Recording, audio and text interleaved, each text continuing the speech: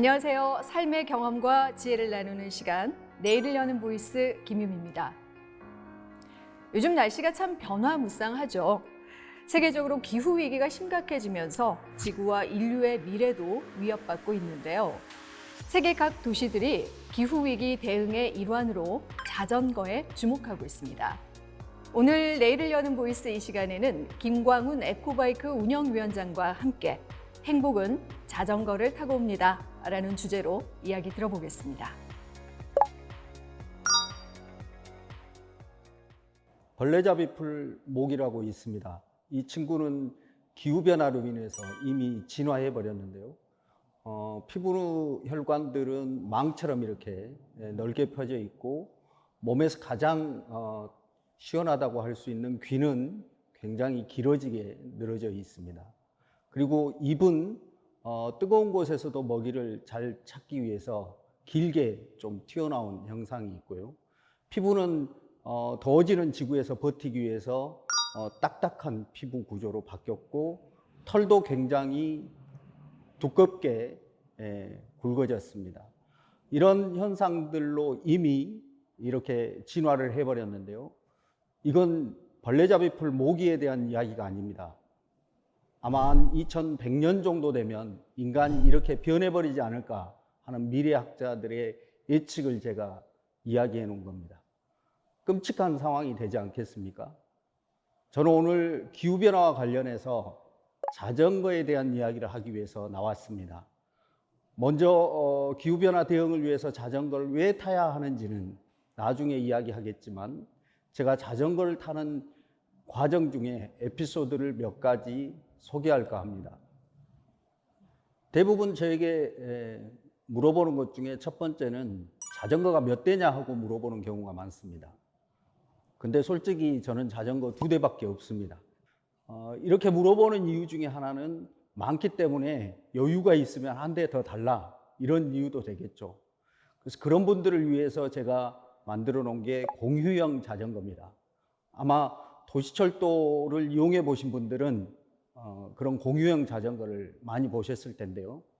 이런 빌려 타는 자전거들을 좀 만들어 놓으면 더 좋지 않겠는가 하는 생각에서 말 그대로 행사가 끝나거나 이러면은 경품용 자전거를 모아서 기부해 보기도 하고, 그렇게 해서 만들어 놓은 것들이 공유형 자전거의 시작입니다. 그게 벌써 한 20여 년 가까이 된 것 같은데요. 이런 데서 빌려 타도 됩니다. 두 번째 에피소드인데요. 자전거를 타다 보면 복장이 화려합니다. 이러다 보니까 사람들은 대부분 그 옷 굉장히 화려한데 저 사람은 옷도 말 그대로 후원받아서 입을 것이다, 스폰 받을 것이다, 이런 속된 이야기들을 많이 하는데요. 전 그렇지 않습니다. 아시는 것처럼 이런 일반 복장에 눈에 띄게 형광 옷을 입고 다니는 정도입니다. 근데 사람들은 왜 이렇게 화려하게 입고 다니느냐, 이런 이야기들을 많이 하는데요. 그 이유는 아주 간단합니다. 제가 주로 자전거를 타고 자전거 길이 아닌 차도로 달리고 있거든요. 대부분의 자전거 길은 광주광역시 기준으로 약 80% 정도가 말 그대로 보행자 자전거 겸용도로입니다. 그렇다 보니까 보행에 불편함을 주기가 싫어서 저는 차도로 다니고 있고요. 사실은 도로교통법상 자전거는 차에 속하기 때문에 차도로 달리는 게 맞긴 맞습니다. 그런데 그렇게 다닐 때마다 굉장히 위협들을 많이 받거든요. 그래서 저는 이렇게 형광색, 눈에 띄는 옷들을 입다 보니까 화려하게 보일 뿐이다, 이렇게 보이는 거고, 공식적으로 후원을 받아서 하는 것도 아니고 제 돈을 들여서 밝게 입고 다니고 있습니다.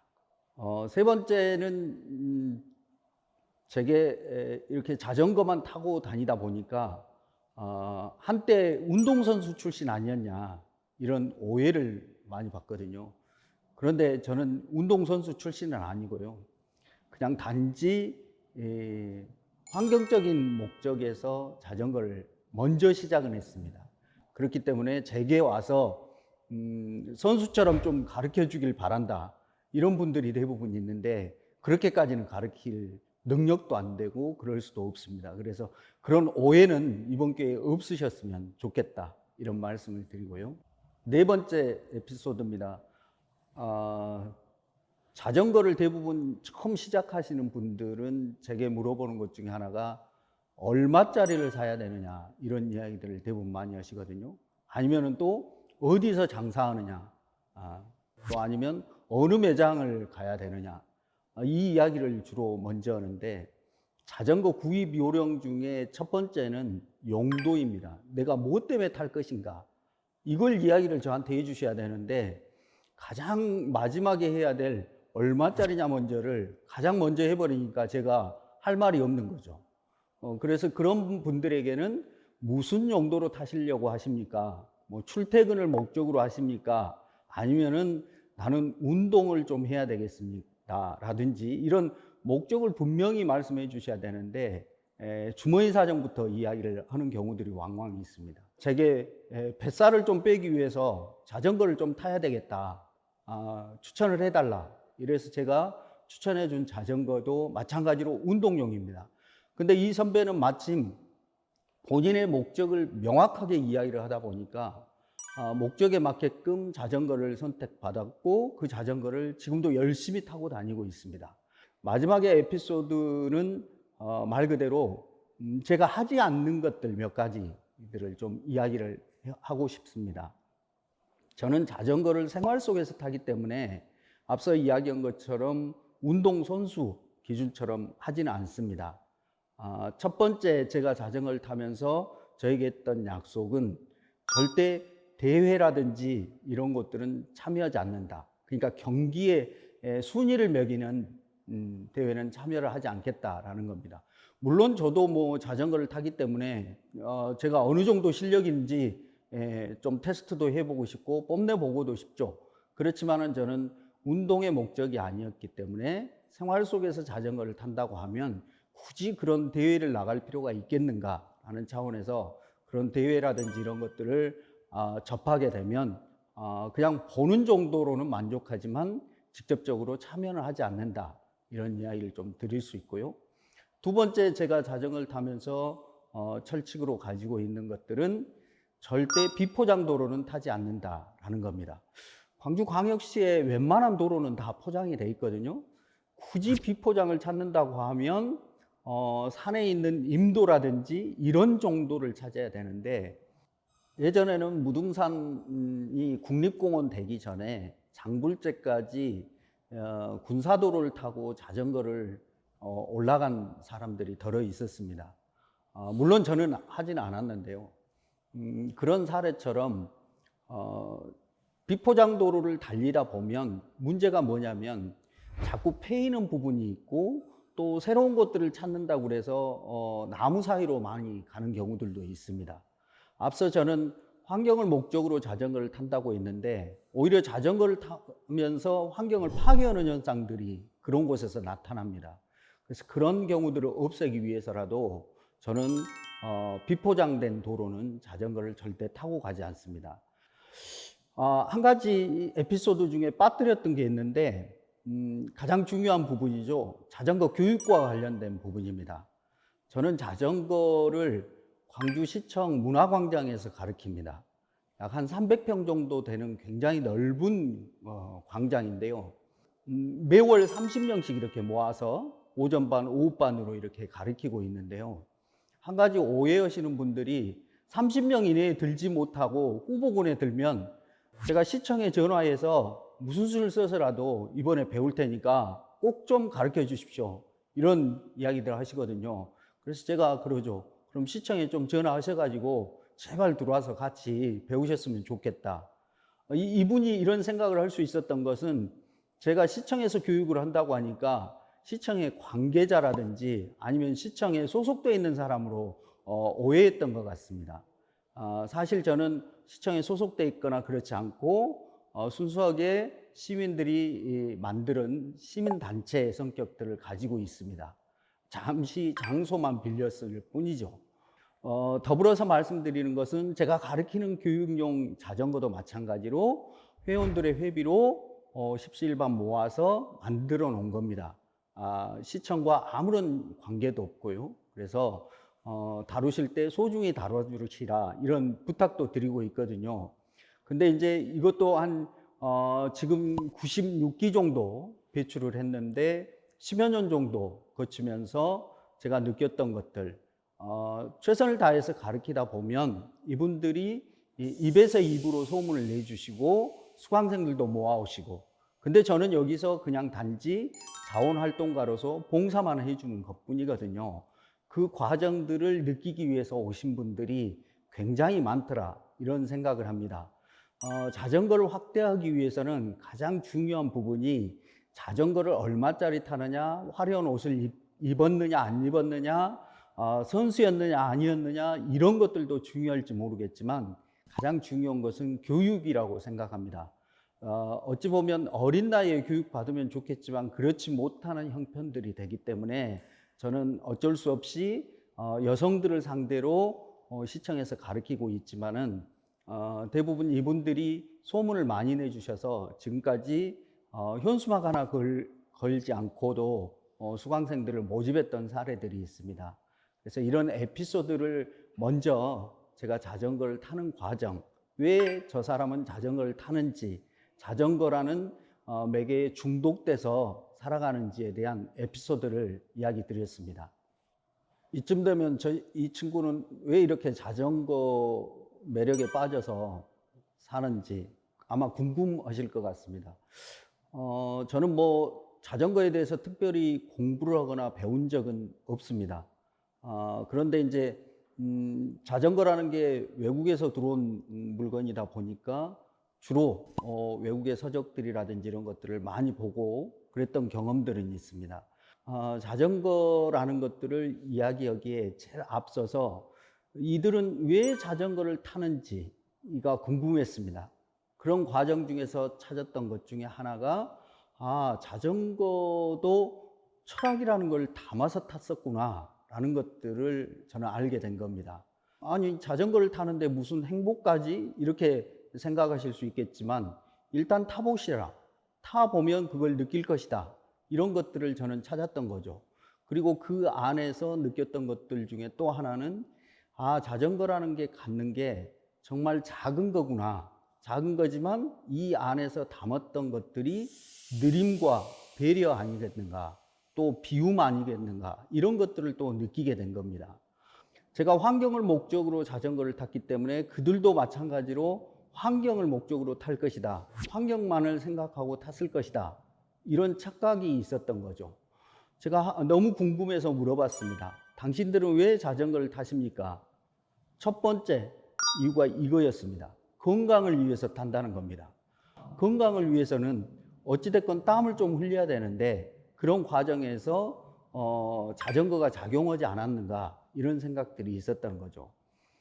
그러니까 평소 운동을 하지 못했던 말 그대로 해소를 자전거를 통해서 했었던 거고, 그들이 말 그대로 따로 시간을 내지 못하기 때문에 출퇴근과 생활 속에서 하지 않았었을까, 이런 생각들을 했었던 거죠. 두 번째, 그래서 저는 궁금했습니다. 사실은 오기가 좀 생겼죠. 당신들도 분명히 환경을 위해서 자전거를 탄다고 말을 할 거야. 이 말을 듣고 싶었습니다. 그런데 두 번째 질문에도 이들은 환경이라는 이야기를 하지 않고 엉뚱하게도 경제적이라, 이런 이야기를 했습니다. 말 그대로 교통비, 이런 것들을 해소하기 위해서 자전거를 탄다는 겁니다. 그건 뭐 이제 유럽에 사는 사람들의 기준이기 때문에 우리라고 뭐 다르지 않느냐, 이렇게 생각할지 모르지만 우리 조건에서도 보면 자전거 이외의 교통수단으로 이동한다는 것은 굉장히 비용이 많이 들기도 하는 거 아니겠습니까? 그래서 이들은 현실적으로 경제성이라는 부분을 강조하더라는 거죠. 제가 듣고자 하는 환경은 세 번째에 나왔습니다. 자전거를 탐으로써 덤으로 환경도 지킬 수 있지 않습니까? 이런 이야기를 하더라는 거죠. 다시 한번 되짚어 보면 그들은 자전거를 타는 이유가 건강, 경제성, 그리고 환경을 위해서 타더라는 겁니다. 우리하고는 정반대의 개념이죠. 그래서 다시 되돌아와서 가장 강조했던 게 교육이었습니다. 그리고 자전거에 대한 홍보를 병행해야 되겠다. 물론 레저나 건강, 뭐 경제를 따지시는 분들도 있겠지만 우선순위를 뭘로 두느냐에 따라서 좀 달리 해야 될 필요성이 있지 않겠는가라는 차원에서 시민들을 대상으로 자전거 교육에 대한 필요성들을 이야기를 했고, 그 교육 과정에서 이러이러한 것들이 필요하다. 그리고 자전거는 어떤 방식으로 타야 된다라는 것들을 세세하게 가르쳤던 경험들이 있습니다. 지금 현재도 저는 자전거를 통해서 다양한 사람들을 만나고 있습니다. 저를 비롯해서 많은 강사 선생님들이 이 자전거 안전학교에 투입돼서 함께 하고 있습니다.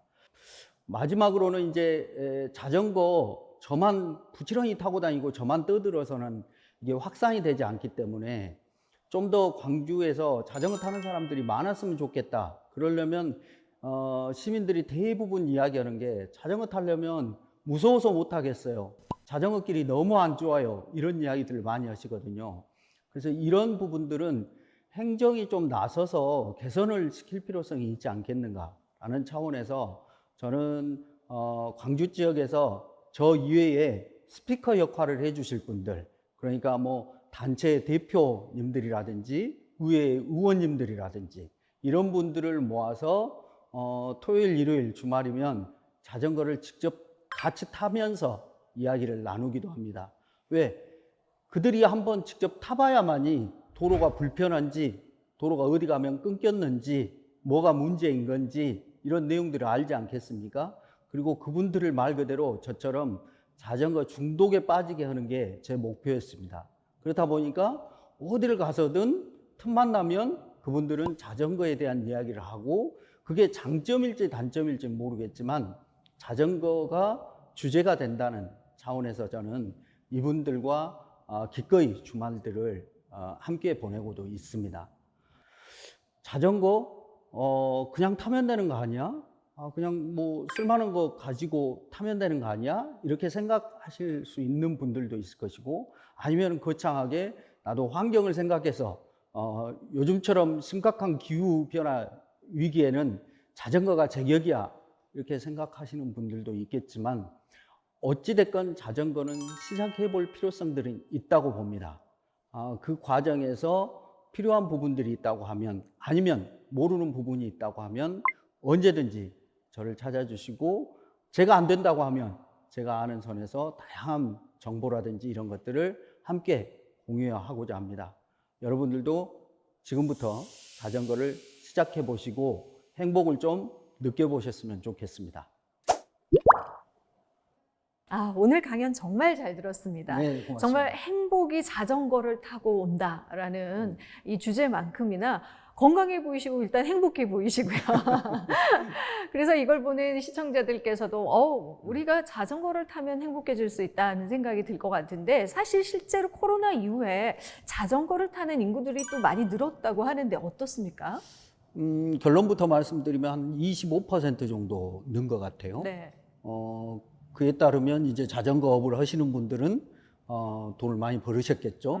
근데 이제 아시는 것처럼 코로나 때문에 밀폐된 공간보다는 좀 개방된 공간이 낫지 않느냐 하는 차원인 건데, 안타깝게도 자전거가 늘므로써 대중교통은 그만큼 줄지 않았는가 이렇게 보는 거고, 또 승용차는 또 늘었겠죠. 혼자 타다 보니까. 그래서 이런 뭐 문제점들은 낳고 있었지만 어찌됐건 자전거 입장에서 봤을 때는 늘었다, 이렇게 보시면 좋을 것 같습니다. 그렇군요. 광주에서도 뭐 광주천이나 또 강변 따라서 자전거 전용 도로가 또 이렇게 잘 마련돼 있기도 한데요. 도심 가운데서 자전거 길을 이용해서 이렇게 다니기는 그래도 아직은 좀 여의치 않나 보이는 부분도 있습니다. 인도나 또 차도가 좀 끊기는 부분도 있고요. 그래서 도심에 조금 더 이제 자전거를 이용할 수, 시민들이 이용하기 좀 편리하기 위해서는 어떤 도로 여건들이 갖춰져야 할지 한 말씀 해주시죠. 말씀하신 것처럼 자전거 보행자 겸용도로입니다, 법상은. 이런 도로가 광주는 한 75에서 80% 정도 되고, 자전거 전용 도로, 그러니까 자전거만 탈 수 있는 도로가 이제 약 한 10몇 % 되는데 네. 중요한 것은 대부분 광주천이나 영산강변에 있는 거죠. 네. 그 길을 통해서 누가 얼마나 출퇴근을 할 거며 업무를 볼까. 대부분 이제 이 길은 운동이나 레저 중심으로 볼 수밖에 없겠죠. 네. 그럼 생활 속에서 자전거를 타게끔 하려면 말 그대로 생활도로를 안전하게 좀 만들 필요가 있는데 그런 것들을 못 하고 있는 게 지금 현재의 문제 아니겠습니까? 네. 그래서 이제 뭐 외국처럼 도로 다이어트를 통해서 한 차선 정도는 자전거에게 내어주면 좋을 것만 그랬을 때 과연 자동차 이용자들의 민원들이 빗발치지 않겠습니까?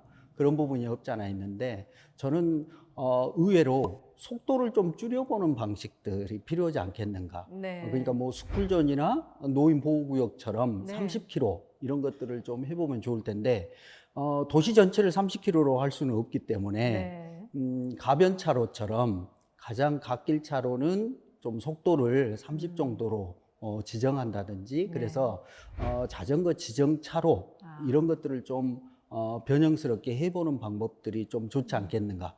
그렇다고 해서 보행자 자전거 겸용도로만 믿고 있어서는 안 되는 부분들이 있거든요. 네. 그래서 그런 것들은 좀 쉽게 개선해 볼 수 있는 부분이고 예산도 그렇게 많이 들이지 않고 네. 할 수 있는 부분이 있습니다. 네, 말씀 듣다 보니까 그 세종시 가는 길에 가운데 자전거로 출퇴근할 수 있는 그런 도로의 아이디어도 이제 떠오르는데 네. 시범적으로라도 뭐 광주에서 그런 부분들이 자전거 전용 도로가 좀 생겼으면 하는 생각도 듭니다. 하나의 상상인데요. 네. 세종에서 그러니까 유성에서 세종을 가는 그렇죠. 자전거 도로 네. 중앙에 있죠. 네. 그리고 지붕에는 태양광 발전 그렇죠. 시설이 되어 있는데요. 네. 그러니까 밑으로는 자전거가 가고 위에서는 태양광으로 전기를 만드는 거 아니겠습니까? 네. 광주로 제가 한번 해석을 해본다고 치면 광주 송정역에서 내렸을 때 광송관 도로라고 그러죠. 네. 우리 옛말로. 그 도로 중앙에 말 그대로 자전거 길과 태양광 발전 시설이 있으면 얼마나 좋을까. 그러네요. 그럼 광주를 찾는 외지인들이 송정역에 내렸을 때 네. 공항에서 비행기를 타고 내렸을 때 자전거로 도심까지 한번 들어가 보고 싶다. 이런 뭐 상상도 해보지 않겠습니까? 네, 그렇군요. 뿐만 아니라 이제 자전거를 타기 위해서 물론 다른 뭐 스포츠나 다른 또 운동기구에 비해서는 되게 간소하죠. 자전거 한 대만 있으면 되지만 우리가 잘 모르지만 안전 뭐 관련한 보호 장구들도 필요할 것 같고요. 또 여러 가지 고민들 안전하게 일단 타기 위해서 어떤 또 마련돼야 할 것들이 어떤 것들이 있는지 좀 알려주시죠. 제가 몸에서 보여드리고 네. 있는 것처럼 저는 헬멧을 좀 꼭 쓰셨으면 좋겠다. 헬멧. 네. 그럼 또 이제 헬멧을 얼마짜리 사야 되냐고 또 이렇게 물어보는 분들이 있는데 저는 답을 쉽게 내립니다. 제일 비싼 거 사시라. 네. 왜? 내 머리를 보호하는 거니까. 그렇죠. 그런 차원에서 좀 헬멧을 안전장구의 첫 번째로 보고 두 번째는 좀 저처럼 이런 조끼를 마련하시기는 힘들겠지만 네. 화려한 색깔을 좀 입었으면 좋겠다. 어두운 색을 많이 입으시려고 하는 경우들이 있거든요. 네. 그래서 자기 안전은 자기 스스로 좀 보호할 필요성들이 있기 때문에 이런 화려한 옷들을 좀 착용했으면 좋겠다. 이런 게 이제 한 두 가지 정도 일반적으로 타시기에는 네. 가장 중요한 안전장구 아니겠는가 이렇게 봅니다. 네, 자전거의 효과는 뭐 오늘 강연 중에서도 굉장히 강조를 해주셨고 많지만 무엇보다 중요한 게 이제 안전하게 타는 것이 바로 또 행복으로 이어질 수 있다는 점에서 오늘 강연과 또 이야기를 좀 정리할 수 있는 한 줄평 부탁드립니다. 제목에서도 느낀 것처럼 행복은 자전거를 타고 온다. 이런 건데요. 저는 두 개를 엮었으면 좋겠습니다. 작은 것이 아름답다 하는 것처럼 작은 아름다움을 찾기 위해서 자전거를 타보시라. 그러면 행복은 꼭 다가올 것이다. 이렇게 말씀드리고 싶습니다. 네, 오늘 말씀 잘 들었습니다. 고맙습니다. 네, 고맙습니다. 이제 기후 위기는 미래 걱정이 아닌 현실의 위협이 됐습니다. 인류의 지속 가능한 미래를 위해서 지금 당장 행동이 필요할 텐데요. 편리한 자전거 문화를 만들어가는 것도 중요하겠죠. 자, 오늘 내일을 여는 보이스 여기서 마무리 짓겠습니다. 함께해 주신 여러분 고맙습니다.